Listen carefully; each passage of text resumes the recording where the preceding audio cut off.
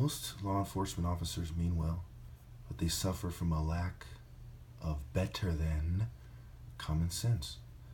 And then as they grow older and they learn their mistakes, they help their other fellow law enforcement officers cover them up instead of learn from them and learn how to game the system, taking advantage of the system's perceptions and preconceived notions of how police officers think, behave, feel, and operate.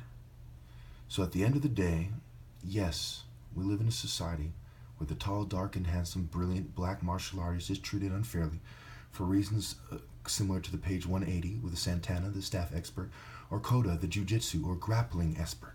Because let's face it, they can't fade us in martial arts. There's a reason why blacks fight the best, because we invented martial arts and we kicked everyone else out, to make a long story short. And only the blacks who believed in bloodless duels, who didn't want to fucking make a bloody mess, remained in Africa and had good land like the Igbos.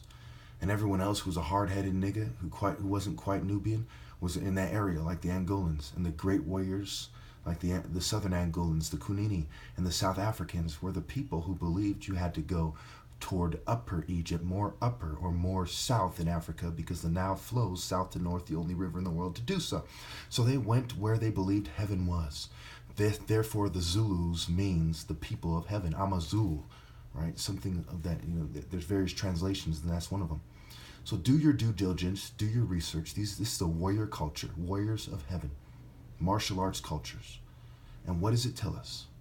It tells us that there's a bunch of jealous, short, stubby, stocky, kind of can't really fight type of bitches who are trying to cheat the tall, dark, and handsome men out of their rightful place because they lack the depth of morality to do what's truly in their people's best interest.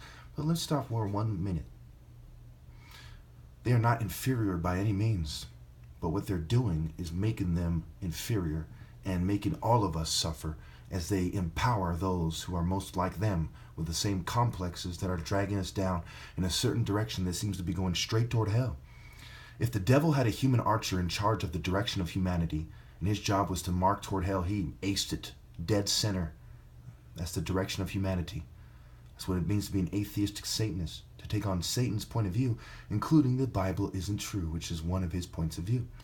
So directing society in a way that they're most likely to take on a satanic point of view, which is exactly what is going on. So at the end of the day, I am the top martial artist in American history. I've set a world record. I'm the fastest. I have the fastest fist in the West. Okay, in Western history, I am the fastest fist in the West, the top martial artist, and I'm being persecuted for my political views because a bunch of cowards who have no honor amongst these thieves. Capitalism is thievery. Crony capitalism is a kleptocratic form of theft. And there's no honor amongst thieves. But there is honor amongst the black martial artists, even now. Thank you.